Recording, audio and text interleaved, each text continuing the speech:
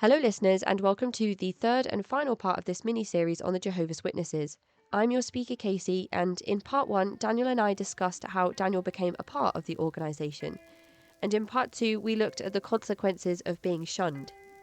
And in this part, we focus on rebuilding an entire life outside of the group. For early access to full-length ad-free content, please visit patreon.com/the Cult Vault and sign up for as little as £1 a month. But for now, here is Daniel. I can't even begin to understand how difficult these things must be for you to talk about, to relive, and also to just speak through, because they aren't things that have happened, they are things that are happening. And I am really grateful that you're willing to speak to us about these things that are so difficult, because I think it will really drive home to the listeners just how serious this policy is and how much it affects every single person involved. Because you don't get to be a part of your children's lives, but they don't get to be a part of your life either. This beautiful life that you've created with your wife who you love. Heard you both speaking to each other before she left, and they also don't get to be a part of that, and that's really sad as well. It is. There's both sides, isn't there? Well, there is, and it's so unnecessary. It is so unnecessary, but it's they're the ones in control of that. Again, control. There's this unhealthy need for control, and trying to control other people, which is an impossible thing. You can't control. It's hard enough to control yourself. You can't control another person. But and one of the things that, and I talk about this a lot with my other friends who are ex-witnesses, whether they're the younger ones or the ones who are my age, is that because of the organization shunning policy, they make the decision to end the relationship, but then they act like the victims. And they're the ones who cause it.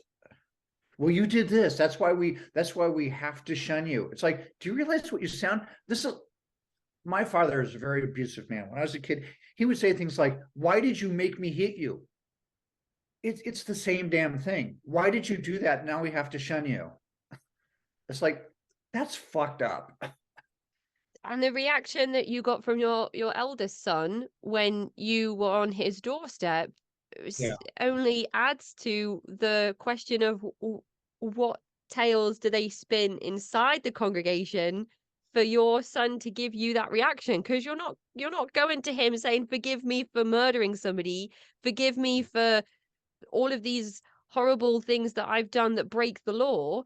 You're going to him saying, can we have a relationship? No, it's not as simple as no, because you don't believe in Jehovah anymore. It's all of these horrible titles and descriptions, and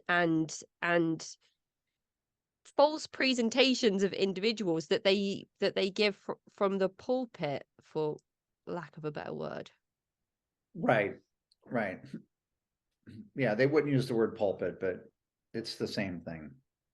You are finishing up here today, and you're going to your local dojo down the road, That's right. and that is significant in itself. And you gave your wife a big kiss goodbye before she left the house for the day. So there are things to speak about that are on the flip side of this really difficult situation that you are experiencing every day.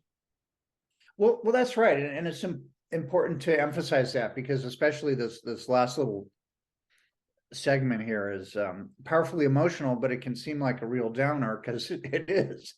But overall, my life is really good now, and I wish my children were part of it. It's like, so some of the things they complained about, some of the things I was as a father when they were little, was because I was trying to be a good witness father and strict according to their rules. It's like, you don't even know me anymore. If you knew me, I think you would find that you would love me, and we could have a great relationship, and that accepting you for who you are. One of the kind of little things that, well, it's not a little thing, it's a big thing. So after you leave a cult, most of us have nobody. You've lost everybody. So maybe reconnecting with family members that we've ended relationships with, or making new friends. One of the things that I've come to appreciate is that now in the relationships we will have relationships with people who love us for who we are and not what we pretended to be or what we pretended to believe. And I just think that is so important. It's because, when you're in the cult, especially if you're really in the cult, you're not yourself. And well, maybe you don't know, but witnesses call each other brother and sister. But if you have a relationship that if someone can announce so and so was no longer one of Jehovah's Witnesses, and suddenly no one will talk to you anymore, that was not really your brother or your sister, right? If it's conditional, it ain't love, right? It just isn't. And so, again, to build relationships where people love you for who you are, warts and wrinkles and all, and not what we pretend to be, or who we pretend to be, or what we pretend to believe. That's a real, authentic relationship. Another friend of mine used to like to say, I keep my circle small. Well, so when I was a witness, it's like, oh, I'm part of an organization of 7 or 8 million people, and we're all brothers and sisters, an international brotherhood. That's how I got hooked. I'm not part of an international brotherhood anymore, but the small circle of friends I have are real, and it's beautiful. And you teach history now, and something that we were talking about before we hit the record button, and something that I know is a passion of yours from following you on Twitter and watching your panel at ICSA around education and the importance of education, Right. was really how you engage in critical thinking with your students and how you encourage them to pursue individual thought. And I am a really strong believer in facilitation over teaching. And the quote that you said earlier on, Right. teach children how to think, not what to think. I think that is a true reflection of what facilitation can do for young minds. Right. Well, and I share that quote with all of my students frequently. And sometimes they'll ask me, we'll be talking about a particular situation, especially with my 11th graders who were in the US history class. And they might ask me, well, what do you think, Mr. O'Brien, about this or that? And I'll say, great question. I don't mind you asking me, but I don't want to bias you. So I'm not going to tell you right now. Trust me, I have opinions on this. And I'll remind them of that quote. And I said, my job is to not bias you. It's not to teach you what to think, but to teach you how to think. So let's look at the different sides. Let's try and understand the positions of, and it's usually not just side A or B, black and white, red or blue. Here in the United States, Republican or Democrat. It's a lot of different things, and it's important to learn to lean into that and understand the subtleties of the argument and the complexities, and that it's not easy. A big thing here recently has been women's reproductive rights and abortion rights, and Roe v. Wade has been overturned. And there's a very polarized, very simplistic propaganda slogans, pro-life, pro-choice. And it doesn't take long to realize that there are a lot of complicated situations that can prove easily that just having a one-size-fits-all answer does not fit anybody, right? So, for instance, ectopic pregnancies is just one example, a rape or incest. And so I have my students look at those things and try and understand that it's not so easy or so clear-cut. And they frequently, after researching it and talking about it, they come away saying, I don't know, this is difficult. Yes, exactly. That is the answer. And what you believe is for you, right? One of the things I'll ask them about that too. What do you think about someone deciding that, say, for instance, we're talking about abortion now. What do you think if someone says, I don't think abortion is right, I'm not going to do that? Oh, great. Well, what if somebody tells you that you have to believe what they believe? They're like, that's not cool. Or what if someone says, I don't think we should read this book because it's got the N word in it? Well, if they don't want to read it, they shouldn't read it. But what if somebody tells you, you can't read that book because it's got the N word in it? They're like, oh, that's not okay. Even if they don't want to read it. Like nobody should tell me. And so these are little exercises in how to think critically about things, how to see the complexity about things, and how to recognize when people are trying to be controlling inappropriately.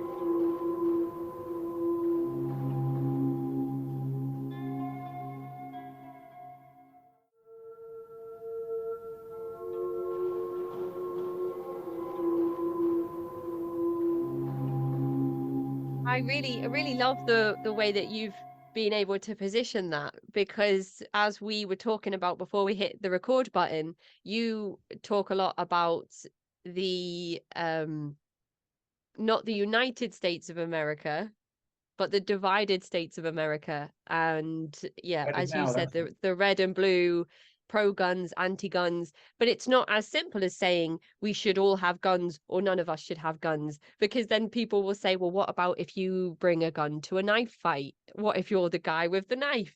And there are all these, as you said, complexities that go into protecting your family if an intruder comes onto your property and they have a gun and you don't. But then what about if your children get hold of those firearms? And all of the classic arguments that go into those things that aren't as simple. And that's why it's dangerous to either fully buy into the left or fully buy into the right.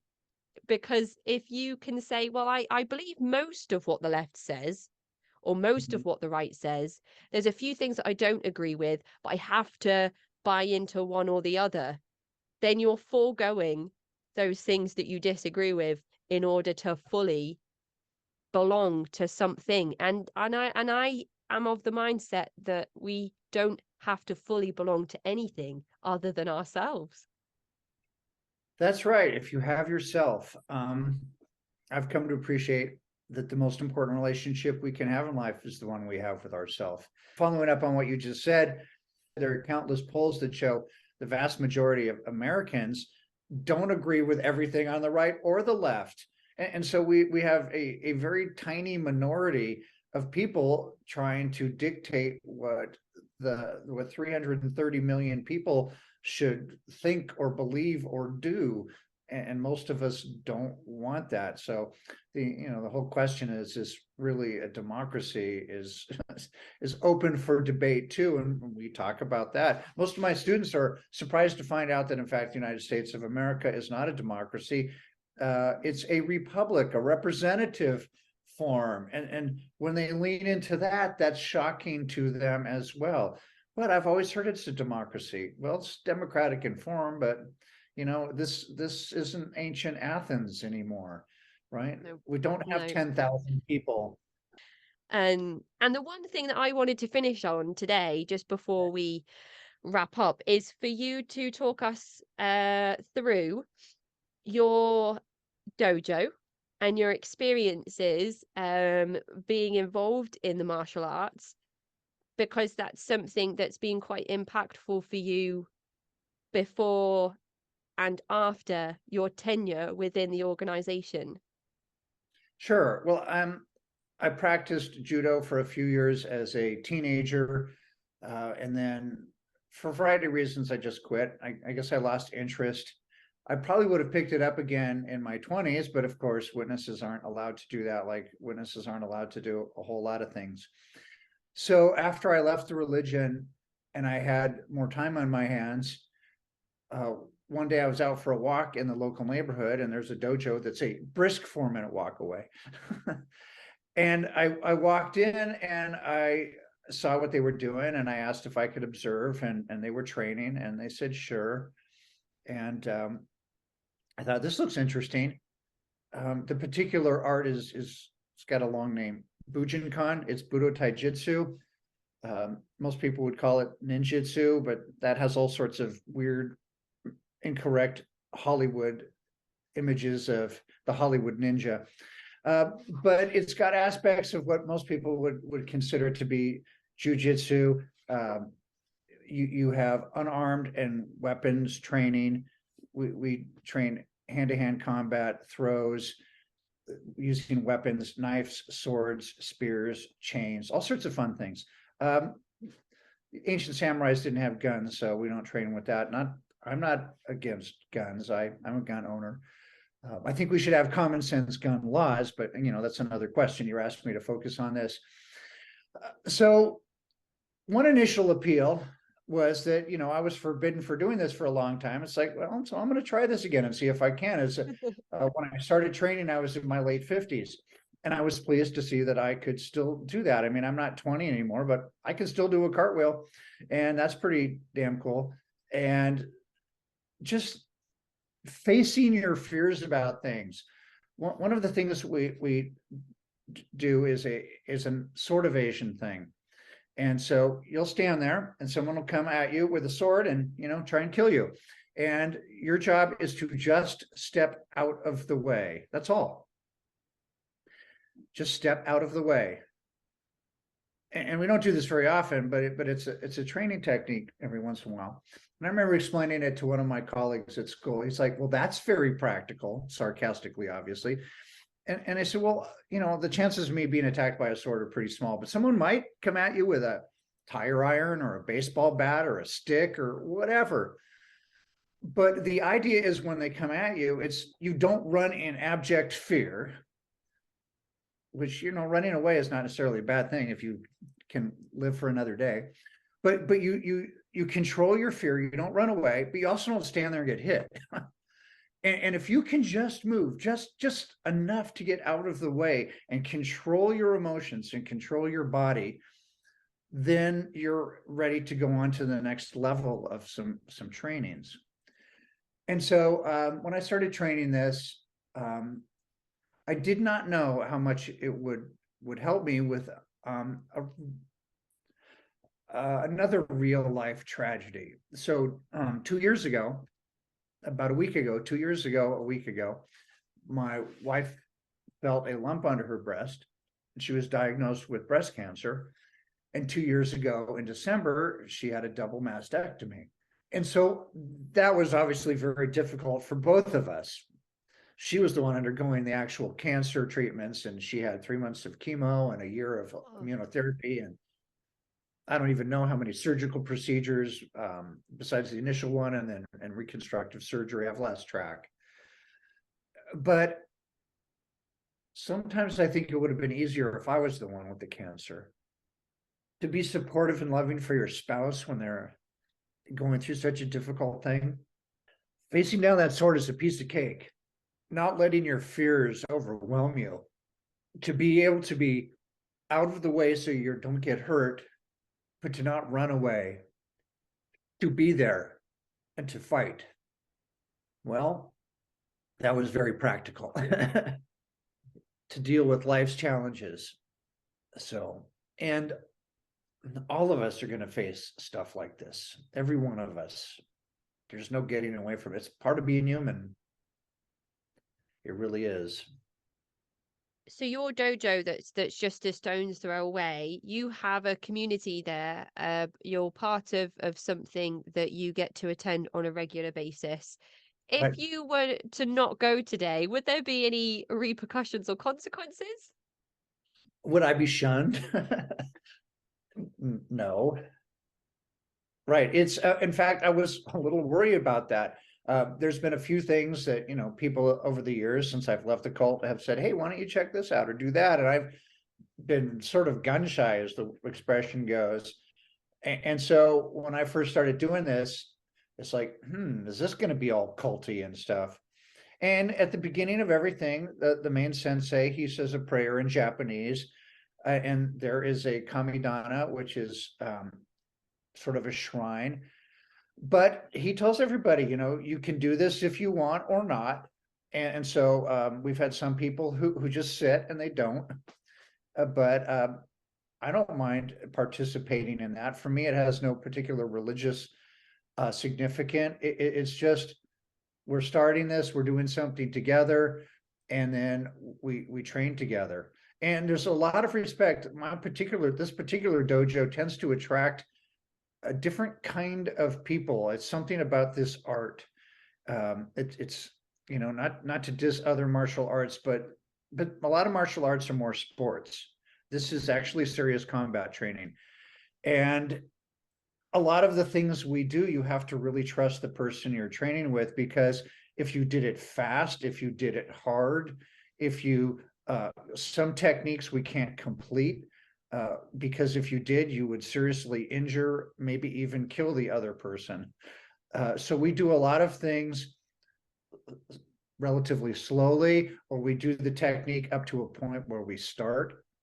And so, but it has to be real enough that you can get a sense of what it could be like. Otherwise, it's just cosplay.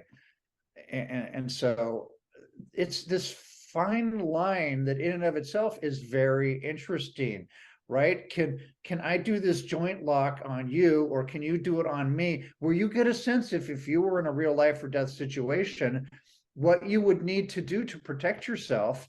Can I give you enough resistance that I don't just fall over limp for you and make you look like some Zen master, right? But can I also not make it so difficult that you can't even do it? And that's a two-way thing, and that takes time to develop trust with your partner, right? You know, I could let you do things to my body where you could seriously hurt me, right?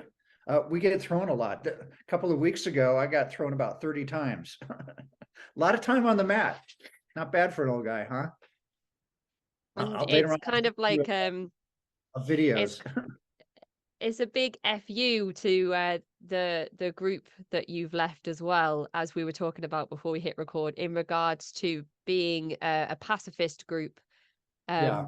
I mean, after this conversation, I'm not sure you really can use that word in the real, genuine sense of the term pacifist. No. But you couldn't do that. You did it, and then you couldn't do it, and now you're back at it. You're enjoying it. You're going to go there right after this talk, which might be a great emotional outlet after some of the subject Oh, matter that we've spoken about. yeah, And yeah. I just had a quick look here. It's a Cleroterian, which was a device used by ancient Convenience. Athenians. This Cleroterian was a device used by ancient Athenians during their period of democracy over 2,500 years ago to randomly select citizens for state councils, offices, and court juries, Oh, because power corrupts. And I think that's great. that does. You'll have to send that to me, because when we're studying about the U.S. Constitution, one of the units is I have my students examine ancient Athenian democracy, and then I ask them, was it a real democracy, yes or no? Because if you were a woman or a slave in Athens, you couldn't vote. And then I have them compare it to the situation in the United States in 1791 when the Bill of Rights was ratified. It's like, okay, is the United States a real democracy? They're like, well, no, I guess, because slaves and women couldn't vote. Slaves got the right to vote long before women did in this country. I want to So take one of your history classes. This sounds like the sort of thing that I would love to sit and ponder for a long yeah. time. Wow, brilliant. Thank you so much, Daniel, for your conversation. Oh, also, I was supposed to ask you, I called you Dan on Twitter once and you told me off and you said that you go by Daniel, and one day you'll tell me why. I didn't mean to tell you off. I don't know why I don't really like that form of my name. I either Daniel or Danny. My grandmother called me Dan, and I didn't mind that, but for some reason she got a pass. But yes, I prefer Danny or Daniel. I think when it comes to grandmas, they get away with more than anyone. And Correct. rightly so. But don't worry, Well, if you call me Dan, I won't shun you. oh yeah, well, thank you. I appreciate that.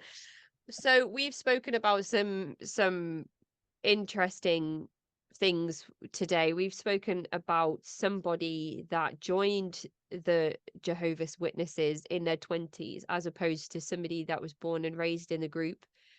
We've Right. spoken about how you quickly rose to the ranks of the position of elder within the organization, and then also how you left the religion at the expense of losing communication with your sons. And I think that that just goes to show anybody that joins a high demand religious group at any point in their life really runs the risk of great sacrifice if they decide to leave. And that's the biggest takeaway, I think, from this whole conversation is you could be born into a group like this, or you could join in your 20s, and what you risk to lose if you decide to turn your back against the control is some of the things that we've covered today. And I see how hard it is for you to talk about these things, Daniel, and I truly appreciate you willing to come here today and talk about these things and be open about them and have a conversation that is so difficult and puts you in such a vulnerable place, and allowing the listeners some insight into where you are personally, and also just to talk about your wife and your dojo and the things and your education and your going off to university and striving to have those things in life that you wanted that you couldn't when you were a part of the organization. And I think that that's also an important takeaway as well. So thank you so much for your time, Daniel. I really, really do appreciate it. You're welcome. Thank you for having me on your show. I can't wait to hear it when it finally goes live. So I am curious, what sort of mechanisms do you have for feedback or anything like that from listeners afterwards? Yeah, people often leave comments on the YouTube channel. People send emails, people will write things on Twitter and Instagram about things. And I love sending feedback from the listeners to the guests that have been in the interviews. So if anybody has any questions for Daniel, if anybody would like to leave their feedback or comments, then I will pass them on. And Daniel is on Twitter as well, so you can find him on there, where we often have some discussions drawing parallels between one high demand religious group to the next, and they're always really interesting discussions to have as well. And Daniel's also written a couple of things, an essay that I found particularly interesting. Are religious people happy? I thought was a really is that the full title of the essay? Yeah, are religious people happier? It started when I was a witness. One time I went to a doctor's office for some minor thing, and there was I think it was the New Yorker magazine, I'm not sure. And on the cover of the magazine, it said people who were religious tended to have better results with illnesses. And, we talked earlier about cognitive dissonance. I'm thinking, well, that shouldn't be true because only Jehovah's Witnesses have the true religion. All those other religions are false. How could people who have false beliefs have a better medical result when they believe something that wasn't true? That really bothered me. I shoved it down. And then, of course, when I left the religion, it's like, it was still an interesting question to me, but I no longer had the idea that only witnesses had the truth. And so I leaned into that, and the title is legit, but it's a little misleading. And if you want to share that with any of your listeners, I'd be happy to have them read it. But really, the question is pursuing spirituality, whatever that means to you, without the confines of a religion. Spiritual but not religious. It's its own group. So Yeah. And I found that part of the essay sort of halfway through. yeah. After unpacking the title, it was kind of religion and spirituality, they're not the same thing, and let's talk about that. So if anybody would like to read that, I do have a copy, and Daniel of course can also send listeners a copy of that essay as well. How do you sign off at your dojo? Is there like an official thing that you all do to like end the session? Yeah. Right. So after the prayer, it's all Shiken Haramitsu Daikomyo. And then we bow to each other and say Domo arigato gozaimasu, which basically is Japanese for thank you very much. Okay, I can say arigato. That there we go. We do this. Domo, Arigato. There we go. domo arigato. Thank you so much, Daniel. Enjoy your session at the dojo, and I'll speak to you soon. I will. I look forward to that. Bye-bye. Take care. Bye. That is the end of this week's mini-series on the Jehovah's Witnesses. To get in touch, you can find me at cultvaultpodcast@gmail.com or follow me on Twitter and Instagram at cultvaultpod. I'm your speaker, Casey, host of the Cult Vault podcast.